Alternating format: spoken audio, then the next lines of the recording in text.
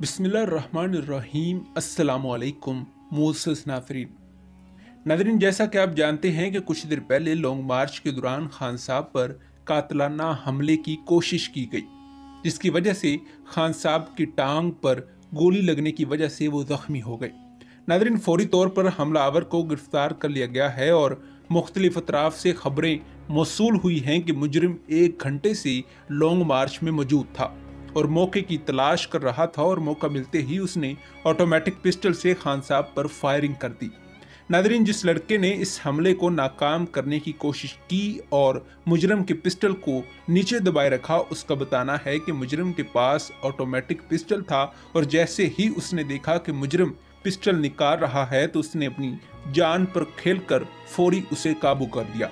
Nadreen, अब खान साहब को शौकत खानम हॉस्पिटल में मुंतकिल कर दिया गया है और डॉक्टर का कहना है कि खान साहब की जान को कोई खतरा नहीं है।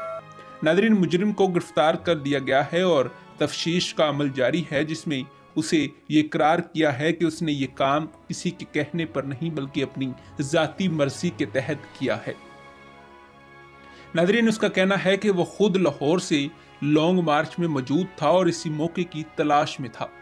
मुजरिम का कहना है कि खान साहब लोगों को गुमराह कर रहे थे, पाकिस्तान को नुकसान पहुंचाने की कोशिश कर रहे थे और उसका ये कहना है कि खान साहब ने कई बार अपनी तकरीर में गुस्ताखी करने की भी कोशिश की है, इसलिए मैं खान साहब को कत्ल करना चाहता था और आज मौका मिलते ही मैंने गोली चला दी।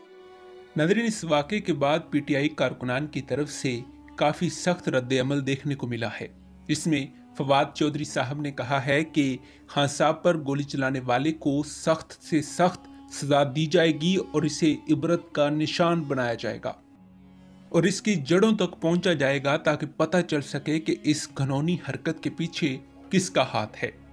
नाज़रीन, मज़ीद अपडेट्स के लिए हमारे चैनल को सब्सक्राइब कीजिए और वीडियो को शेयर और लाइक करना मत भूलिएगा। अल्लाह ताला इमरान खान साहब की हिफाजत फरमाए। आमीन सुम्मा आमीन।